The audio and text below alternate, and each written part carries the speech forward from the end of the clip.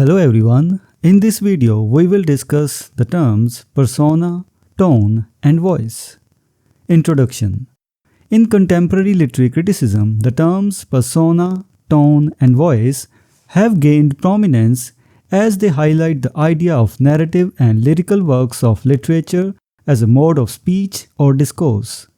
These terms conceptualize literary works as utterances by a speaker with distinct personal qualities, expressing attitudes towards characters, materials within the work, and the intended audience. This video will delve into these concepts and their application in analyzing various works of literature, drawing connections to traditional rhetorical ideas and their modern implications. Persona. The term persona originates from the Latin word for the masks worn by actors in classical theatre. In literary discussion, it refers to the first-person speaker in a narrative poem or novel or the voice heard in a lyric poem. Personae can vary widely, encompassing visionary narrators, satirical dialogues, genial narrators, and more. Notably, these personae are adapted to suit the generic and formal requirements and artistic aims of a particular literary work. Furthermore, distinctions can be made between entirely fictional characters, narrators closely resembling their authors, and autobiographical speakers attributed to the poets themselves. Tone. Tone signifies the literary speaker's attitude towards the listener or auditor. It reflects how the speaker perceives their relationship with the audience and the object of the utterance. Just like a non-literary speech, the tone in literary narratives can be critical or approving, formal or intimate, serious or ironic, and so on. Feminist critics emphasize that some works assume a specific readership that shares the narrator's views and values, revealing assumptions about the social level, intelligence, and sensitivity of the intended audience. Voice.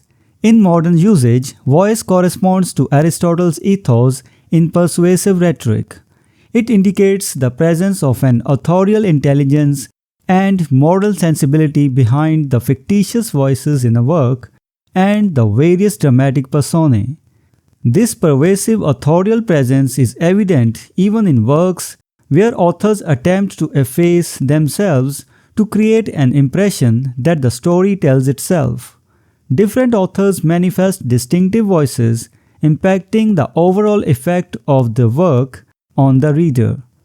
Critics have variously explored the concept of voice, with some preferring the term implied author to emphasize the ideal, literary created version of the real author, while others distinguish between the author's false voice and true voice.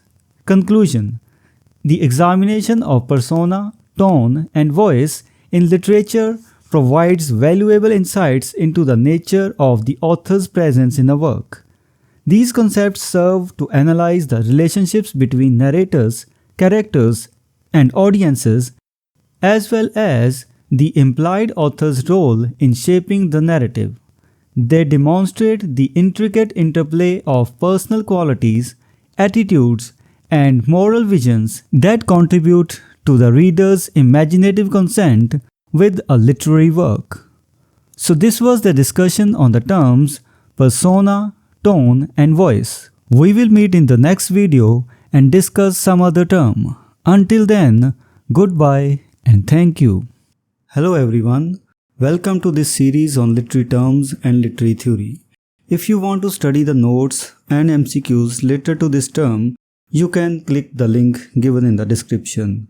We are also going to start our online and offline classes for UGC NET for English literature very soon. So stay connected with us.